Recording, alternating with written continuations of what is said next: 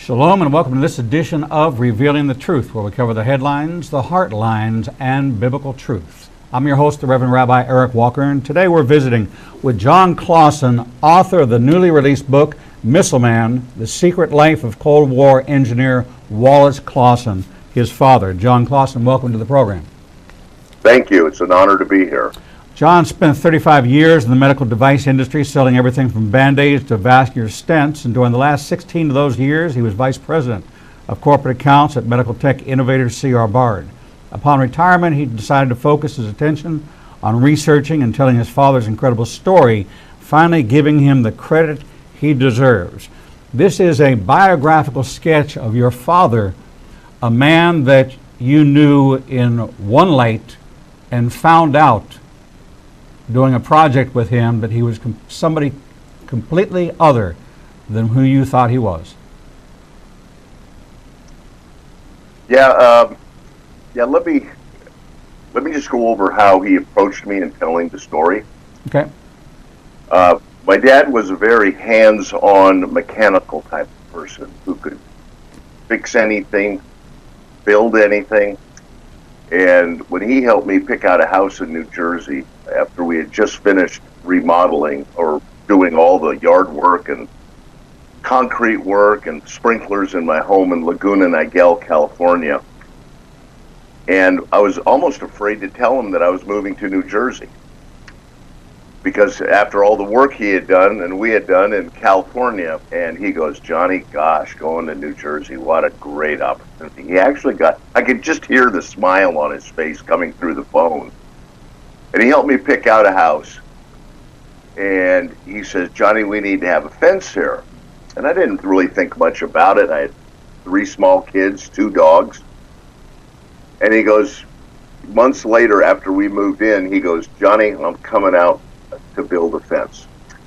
Well, he came out to build a fence, all right, but it was more about telling me his life story.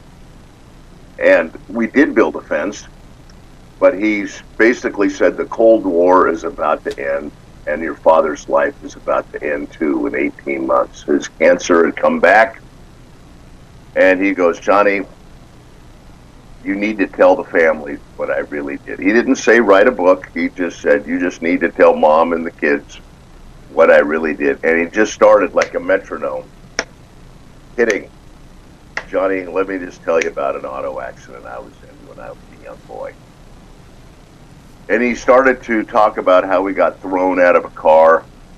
He hit his head so terribly that his parents expected him to die.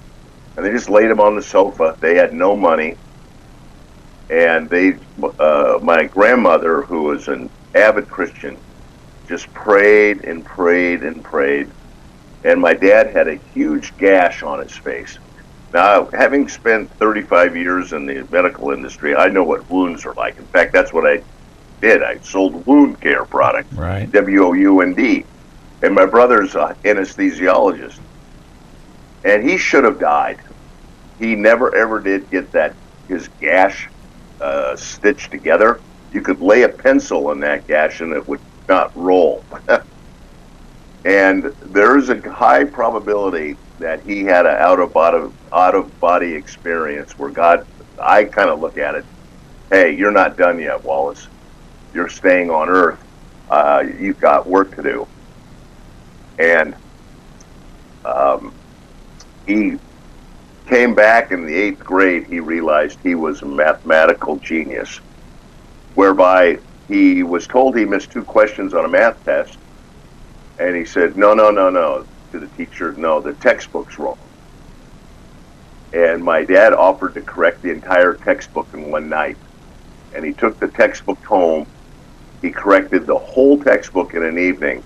And he not only corrected it, but he rewrote the questions as to how he thought they should be written. Well, the teacher was so impressed, the teacher sent the book to a publisher, and the publisher said, "Whoa." At that point, before computers and everything else, they were looking for professors, namely at MIT, Harvard, Yale, to correct books. All of a sudden, they got this kid who can do them literally overnight.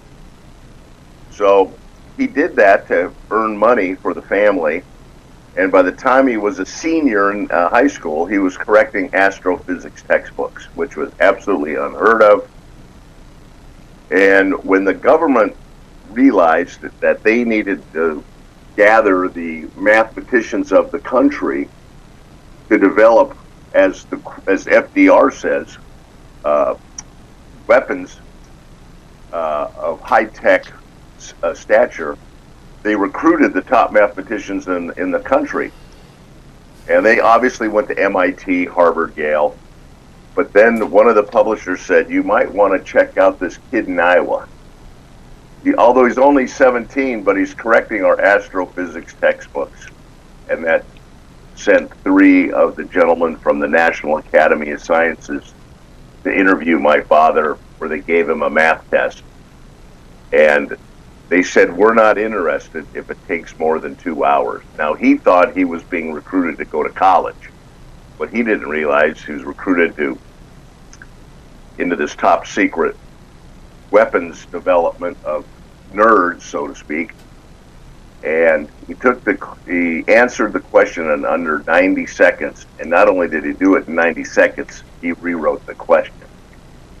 And the line I like, when the gentleman came back who had gone to relieve themselves, came back, my dad had gone, and the gentleman who was with my father says, I'm not sure who should be more scared, us or him. I mean, that's just unheard of to correct that kind of question. Now, that's the backstory, but you grew up believing that your dad was an IBM salesman.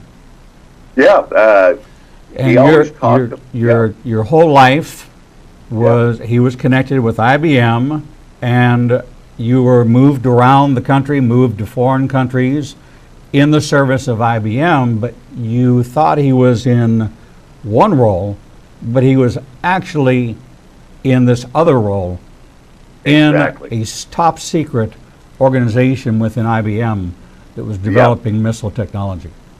Yeah, within IBM, there was a group that was so close and attached to the executive branch, Department of Defense, Secretary of State, because think about it.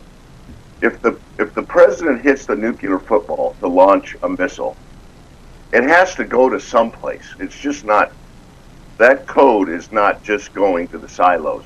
It's got to go to a group of computers that process it. And that processing, that was my father's group. And then they disseminated it out to where the silos were. And that group knew all the codes and they knew the trajectories. Because somebody had to program the computers to launch the missiles. So growing up, what did you think your dad did for IBM? Well, you know, he always talked about the importance of sales. He never said he was a salesman and carried a bag. Well, he talked about how important sales were. And so I thought he was in some sort of sales capacity. But in 1970, when he told us we were moving to Switzerland, he said he was going to Switzerland to help and assist in building a water dam in the country of Iran. And I was thinking, what's an IBM salesman doing going to Iran? That's the first time, I was 15 at the time, it's the first time I ever thought about, wow, that's kind of an odd move. But you know what, we trusted Dad. As long as my mom trusted my dad, the kids fell in line, as long as your mom's not upset. Right. And my dad on that trip, he left 6 months before the family came. And we finally did go over in September of 70 to Switzerland because they had to secure a security home and the detail had to be housed, and we lived on a compound. Now, I had no idea we were living on a security quote-unquote compound. So it wasn't till then, but my father, though, in Switzerland was very, very, very guarded. More guarded ever, more so than when in California, because he was bringing in missiles into Iran to defend Israel because Russia had said they were so upset with our support of Israel during the Six-Day War, Right.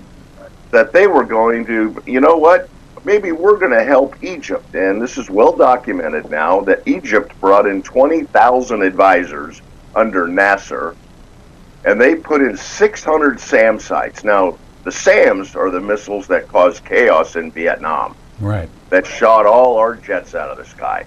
Well, they got 600 of them, and our spy satellites and our spies realized that Egypt was up to something, because remember, they lost 25% of their land in the Six-Day War. Right. And so now Nasser dies, Sadat comes into power, and all of a sudden the Russian advisors all vanish. He tries to have ovations to the American politicians, because what he thought was, if we have a war with Israel, it's easier to negotiate with someone who we know than not know. Right. Well, then in Yom Kippur, which is a very, very important holiday for the Jewish faith, they attack. And in the book, you'll see in the back, I have the whole sequence of the communication between Brezhnev and Nixon and Kissinger going back and forth. And Russia was on the verge of attacking, because Russia was claiming that the Israelis were not abiding by the ceasefire, and we're saying, no, we think it's the other way around. And Russia actually gives a threat saying, if you don't come in with us, America, we're going in alone. That sent my dad back to the silos of Iran, because they were not going to let, my dad personally, that he was not going to let that happen. My dad's faith was absolutely immersed in defending Israel, And of along course, with my mother. Of course, Richard Nixon, his mother, he was raised a Quaker, so you have that background in support of Israel and the Bible. Exactly. So you have this perfect combination, but your dad is personally involved in the missile silos, American missile silos, located in Iran under the Shah that Exactly. was our friend. And that's maybe what I found out as I discussed this story. From 1953 to 1979, Iran was, I can almost look at it like our 51st state. They were actually allied with Israel. You can actually read the documents where they had weekly meetings to discuss exchanging weapons, because Iran was the largest procurer of our military defenses throughout the late 60s and early 70s. Right. They were allies, and it wasn't until Khomeini came in where the whole situation changed, and the Shah had to leave. But it's so important to understand that Russia had threatened to attack Israel, and my father flew back. He actually was concerned because he had to fly commercially back, and the Russians are very, very skilled at knowing who's going where. And my dad's flying commercially, and he said, Johnny, that really kind of concerned him, because the government wanted to know the A-team was showing up. Right. Because when they knew, if they knew Dad, if he was coming in, boy, you better be on guard, because we're ready. So he's telling you this story about his life and his involvement in the Cold War. Yeah. And now he's coming to the part where he's telling you about his direct participation in going to Iran during this period of time after the Yom Kippur War, when Russia is now saber-rattling, and your dad is personally responsible for the trajectory and the codes of those silos located all over Iran in order to intercept and attack Russia should they advance on Israel. In fact, he stayed 6 weeks after the formal end of, because there were skirmishes at the end of the settlement.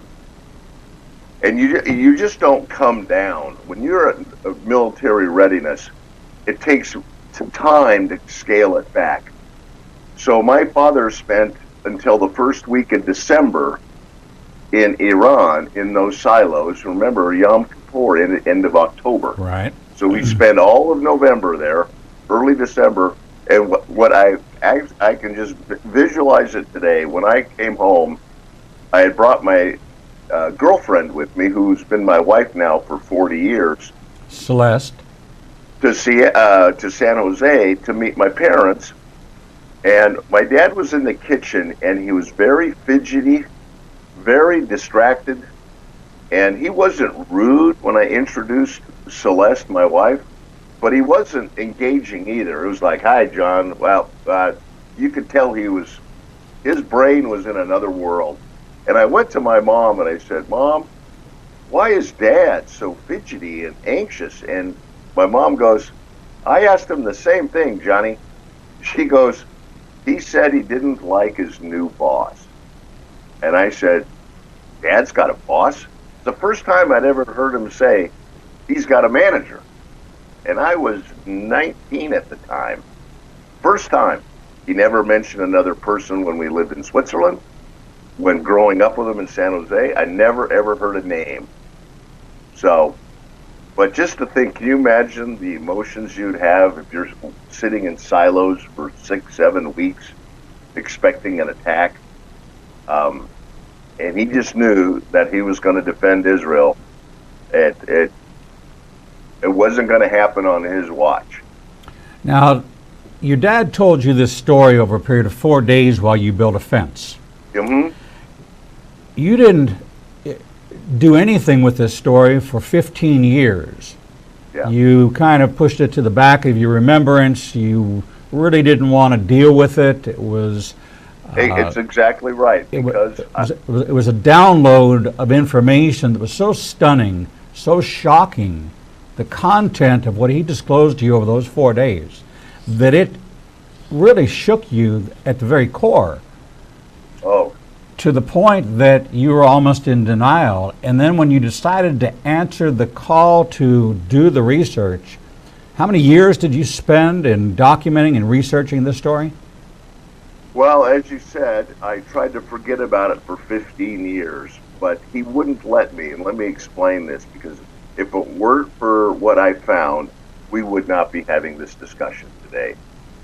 When he passed away, he made it explicitly clear to my mom that I am going to inherit his workbench. And underneath the second drawer of the workbench was a stack of 80 business cards.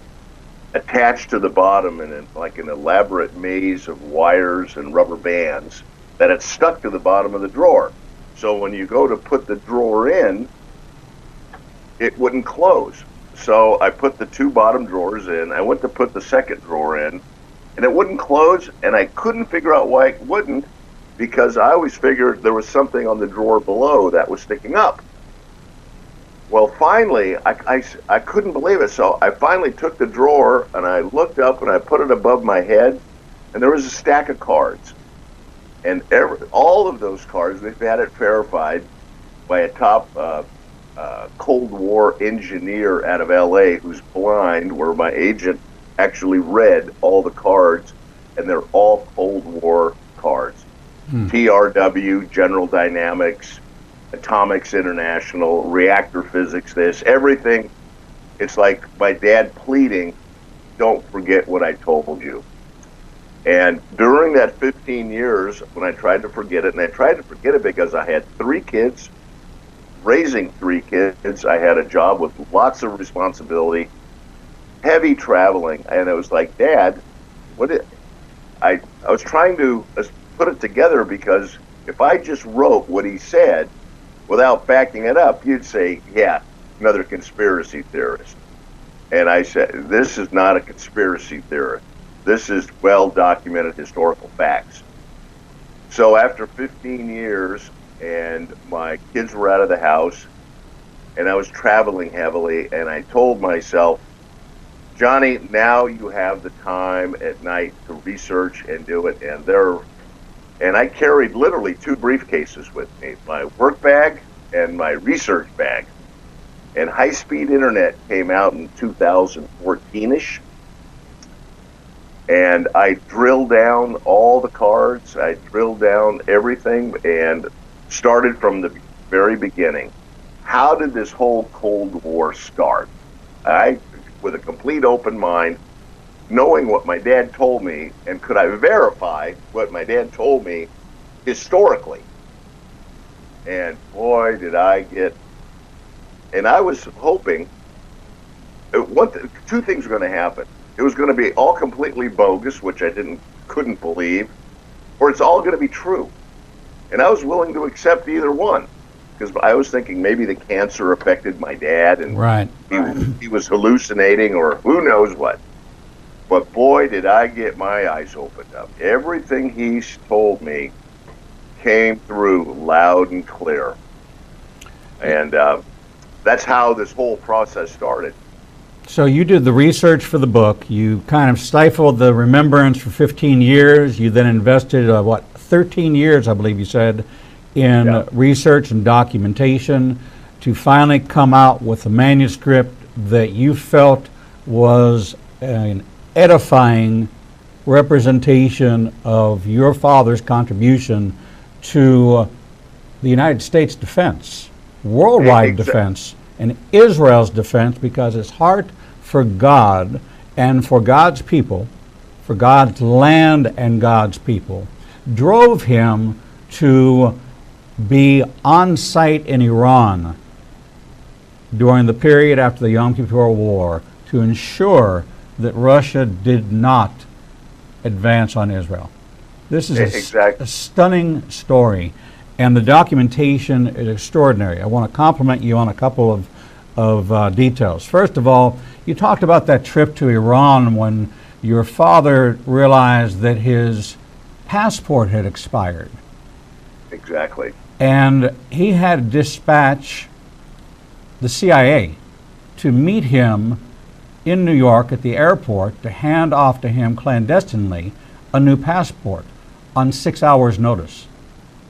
In fact, he had been traveling so extensively on military escorts, and when you're at my father's level, you don't want to check in.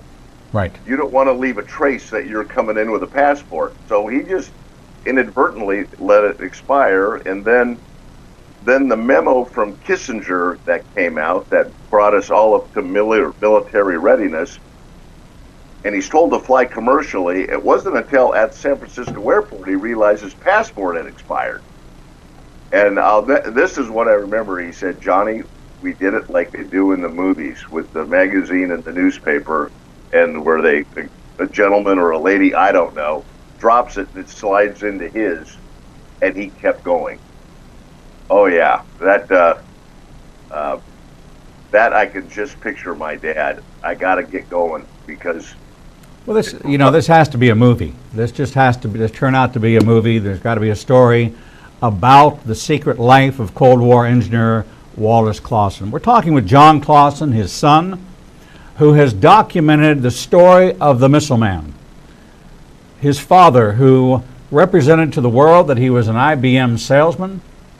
His children thought he was an IBM salesman. His wife thought he was an IBM salesman. But he was actually the Cold War engineer of missile trajectory, missile silos, secret codes, top secret communications with the White House on behalf of the Department of Defense, on behalf of the United States government, and ultimately on behalf of Israel in their defense after the Yom Kippur War against the threat from Russia to invade Israel. We're going to take a short break, and when we come back, we're going to hear the rest of this amazing story of the Missile Man, the secret life of Cold War engineer Walter Clauson from WND Books. John Clauson will be right back. Shalom. I'm the Reverend Rabbi Eric Walker, Executive Director of Igniting a Nation and host of the daily TV program Revealing the Truth, seen live every Monday through Friday from 9 a.m. to 1 p.m. Central Standard Time at www.ianbn.com, and then replayed throughout the day and night via our website. All of our segments can be seen on the Igniting a Nation YouTube channel. Since our launch in January of this year, we've expanded our global reach to over 54 countries with a social media following of over 125,000. Our commitment is to bring you the most in-depth interviews with authors, subject matter experts, and thought leaders from around the world. We have interviewed guests from Israel, Brazil, England, India, and all across North America. All of our authors are featured on the Books and Media page on our website, www.ianbn.com. There you can find a direct link to the book you want to order, and we receive a small commission directly from Amazon. There is no cost to you for this service.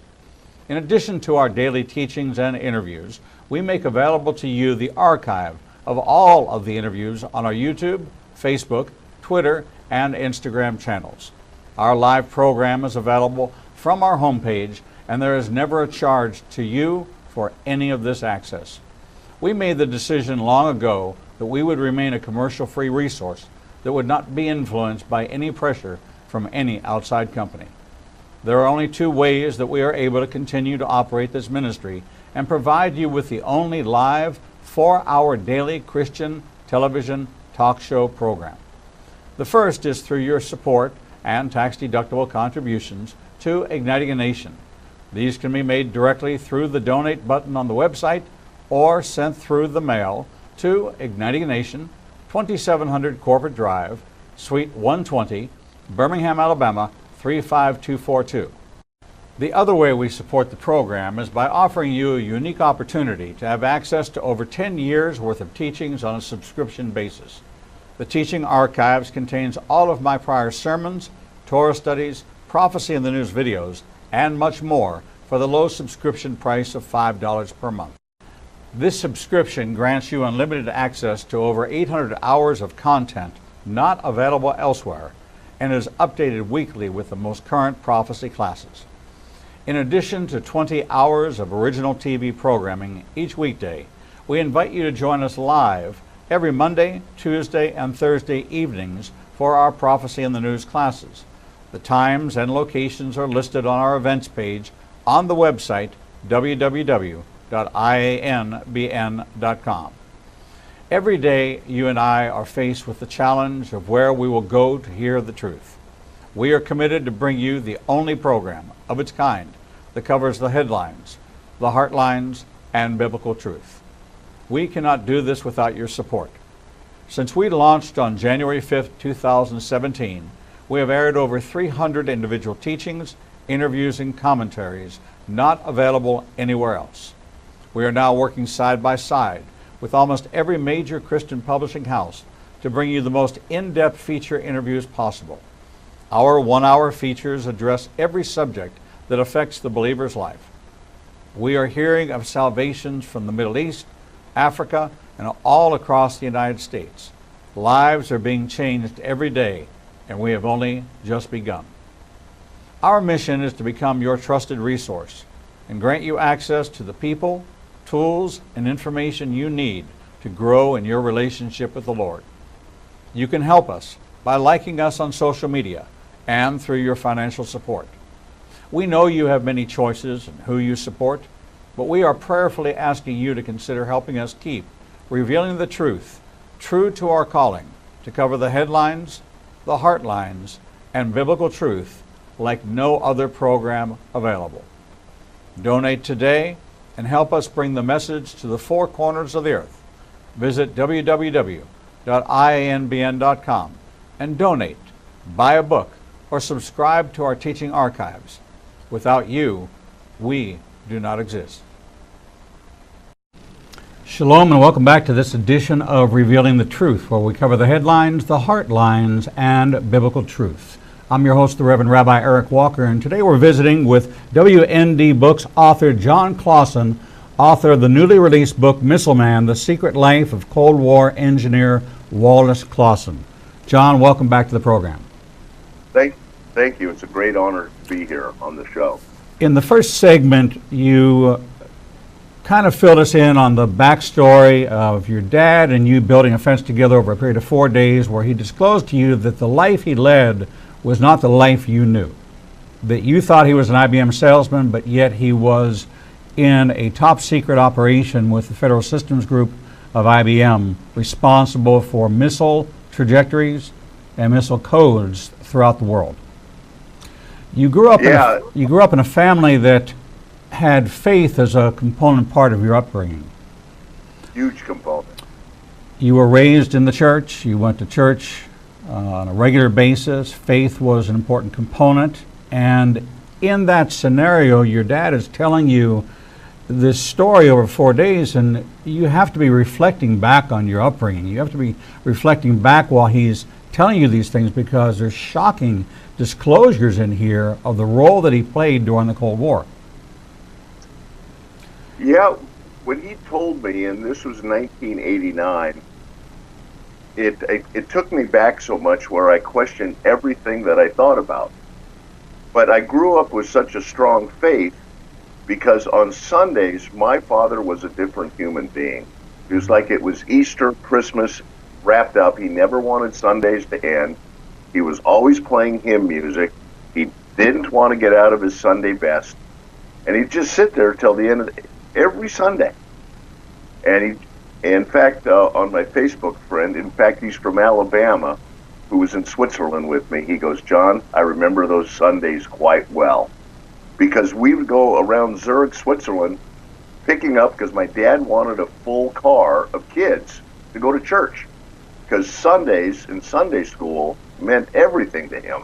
And then we'd drive around and go to a nice dinner at some chalet up in the mountains above Zurich. But I kind of questioned everything when he told me, but I had such a positive upbringing in childhood, I didn't want to think that that was going to be shattered.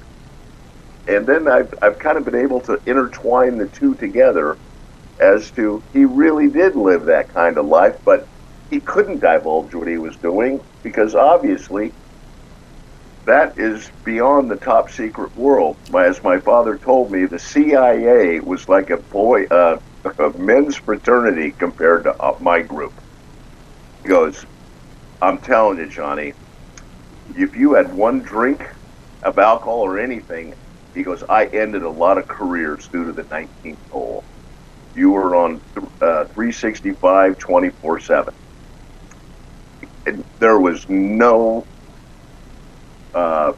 basic R&R for his group." Think about it. Somebody's got to be at the helm. Right. They got to be at the ready all the time. Now, exactly. He chooses you to disclose this story to, and he instructs you to tell the family. That means you have to tell your mother. Exactly. You're the one who delivers the message, and you have a chapter in the book dedicated to this event upon you telling your mother. Share that response. The chapter is entitled Woman of Faith. Well, let me try to explain here. When I initially went to tell my mother that I'm going to write about Dad, my mom and my brother were very reluctant for me to do that initially. Because my mom never knew. I said, "Mom, this is not about tearing anybody down. This is about celebrating a life." And she goes, "No, Johnny, I think we just should keep it quiet." And my brother was quite animated about it. But I kept stressing to celebrate. And I said this to my mom: there's a good chance that the world was a safer place with my dad and his responsibilities. And you have an incredible husband, and I have an incredible dad. Let's celebrate it. And she finally caved in, and she goes, "Okay, Johnny, but you have to make sure you write about how Dad liked to have dinner with the Shah of Iran." And and she goes, "Go in the closet, and there's a gold clock that was sitting between two pillows. And it sat there for 13, 14 years. And it says, 'To Wallace Clauson for your outstanding contribution to the Iran/BBC project.'" BBC makes reactors, like Manhattan Project, right. Iran, BBC project. And she goes, "You make sure you write about Dad And I have that clock to this day. It sits in my living room next to my chair. So that's how this whole story started. My brother finally came across, and he was now pleased to help support the story, and I got the whole family involved. I had my writer come in and interview all of my brothers, and my sister and I have had long discussions why I was chosen, because I'm the least like my dad. I'm a sales, more of a gregarious, outgoing guy. My brother is more secretive, and my dad wanted his story told, and he knew I would do it. But as you know, it wasn't easy. It took literally 2.5 decades virtually to get it out. And in the book, you have documents that are now declassified documents. Of course, you wouldn't include, but at the time they were top secret, sensitive, Department of State secret, sensitive, top secret. All this correspondence during the Cold War between Brezhnev and Kissinger and President Nixon. The correspondence is real. Everything in your book has been confirmed and verified, so that this is not a fiction, this is factual. And it's a factual representation of the role that your father played that we're now revisiting today, in this very hour. We have a tenuous relationship with Russia. We have a tenuous relationship with Iran. Now Iran and Russia are aligning against Israel. We're looking at that geopolitical, going right back to the fall of the Shah when the Ayatollah came in, the expulsion of the Jews out of Iran, this enmity that exists between the Shiite Islam and Israel, the little Satan, America, the great Satan. And we're seeing that play out today, remembering your father who manned the United States missile silos in Iran, the country that has threatened our demise and Israel's demise. He was there as a friend during the time that they were our ally.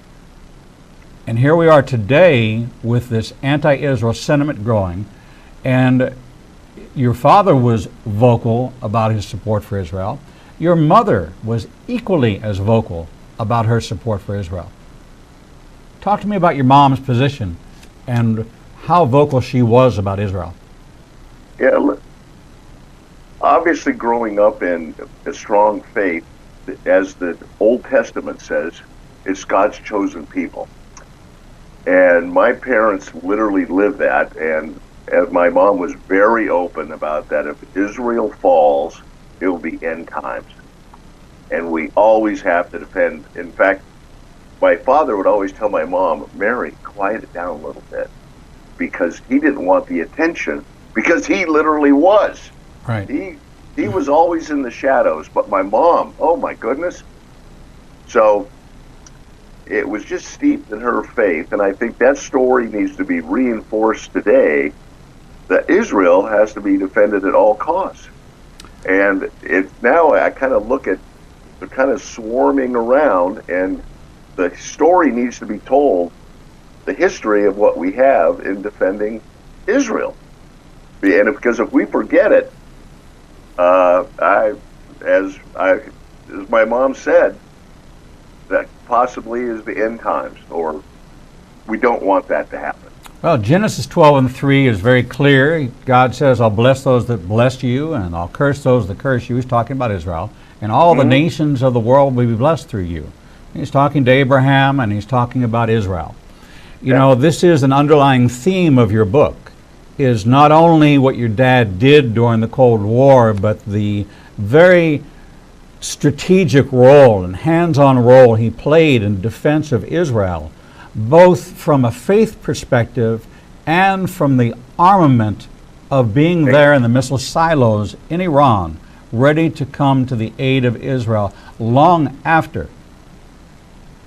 Exactly. Long after the Yom Kippur War ended and the ceasefire was instilled, there was still the rumblings that Russia might attack Israel, and your dad manned that himself, headed up the team that was right there in Iran. Exactly. Things have certainly changed, haven't they? I'm sorry, excuse me? Things certainly have changed dramatically, have they not? Exactly. As we look at today versus then. So when you told your mom the story about your dad and what he did, what was her reaction to you telling her what he told you? Well, one of my greatest regrets is that my mom always was asking me, what can you tell me about Dad? And I said, Mom, I'm not going to tell you until I've done it completely, and I'm going to read it to you, word for word. Well, I guess I thought my mom was going to live forever, and she got cancer in 2011 and died after surgery with infections. And while she was in the ICU, my brother had come up, and we tried to read it to her in the ICU, but she had such terrible infections. She was in and out of consciousness. And again, I regret that I didn't bring her up to speed on the progress, because I wanted to read everything to her. And so, because this book is not only about my dad, but my dad couldn't have done what he did without the support of my mom.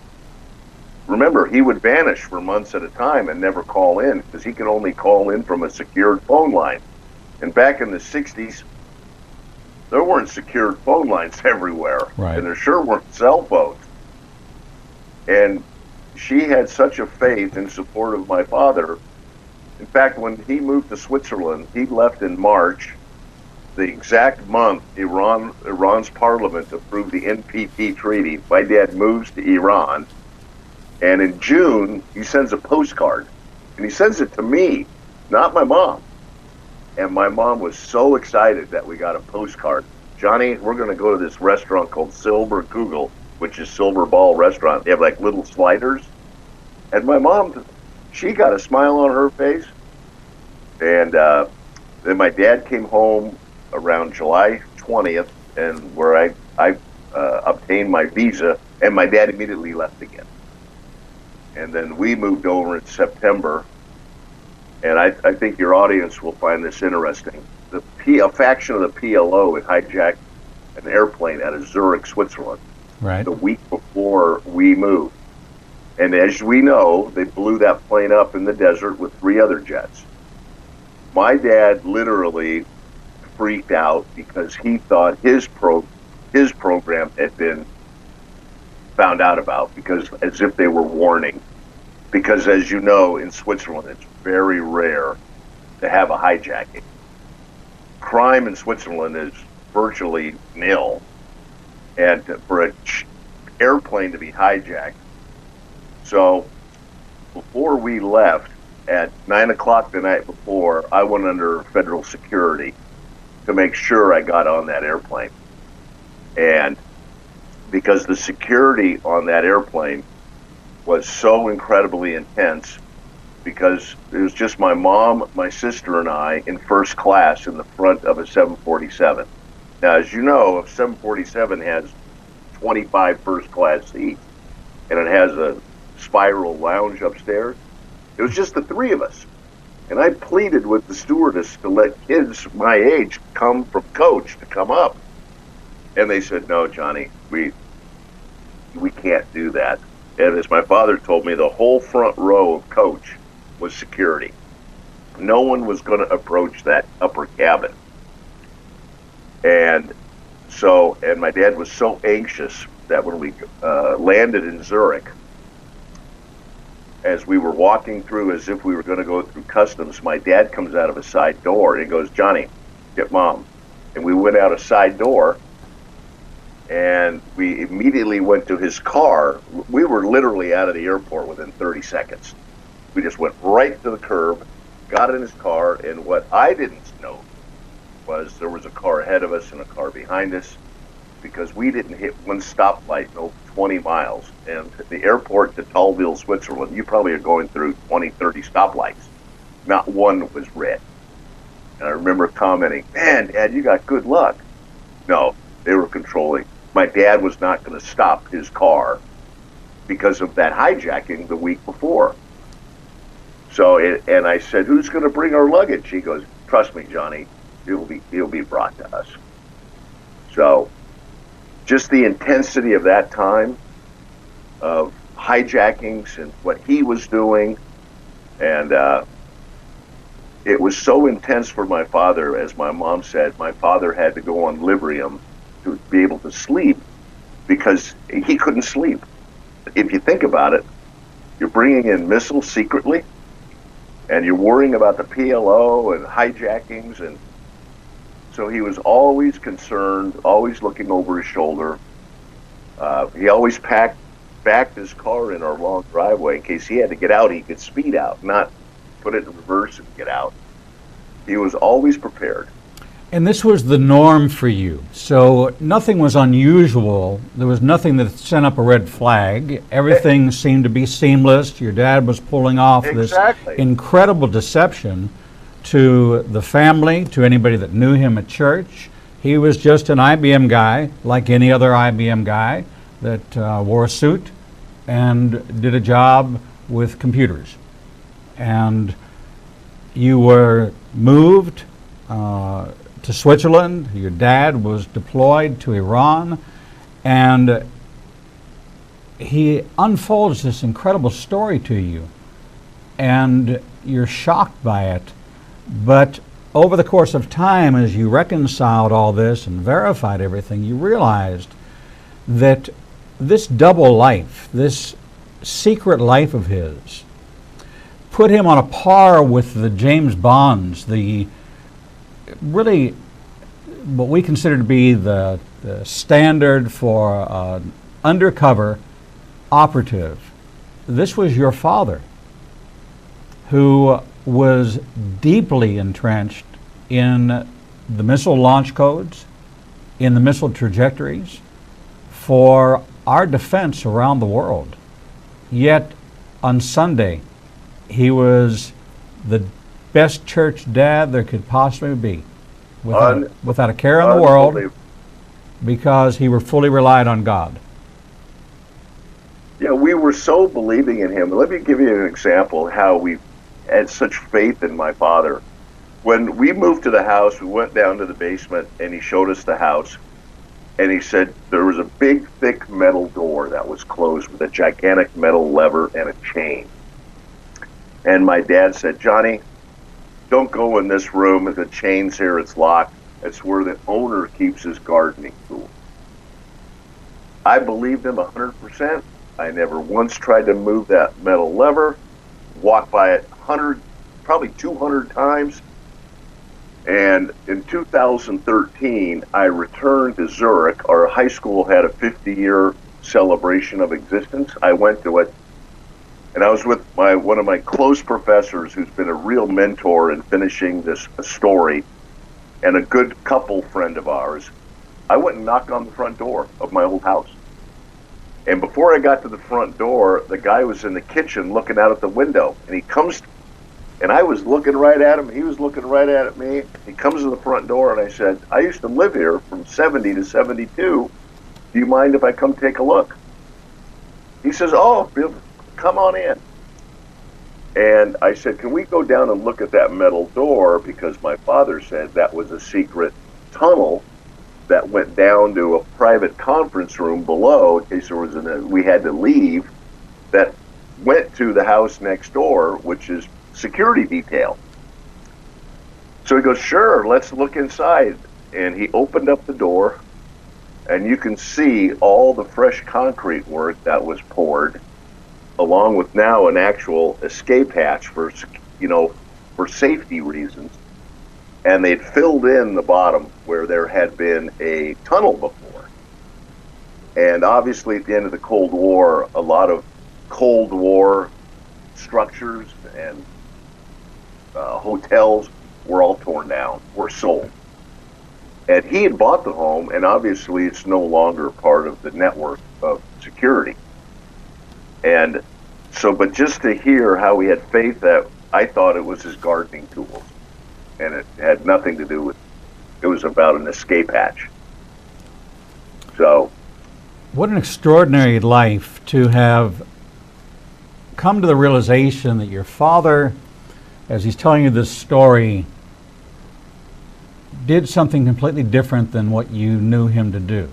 And not only that, when he retired from IBM, he went to work on the family farm. Mm-hmm. And seemed to be a natural at that, kind of transition right into farm life out on 160 acres of land, and seemed to do just fine with that, and was available to the family to help out. And now he's diagnosed with cancer, and he's coming to help you finish and build your fence.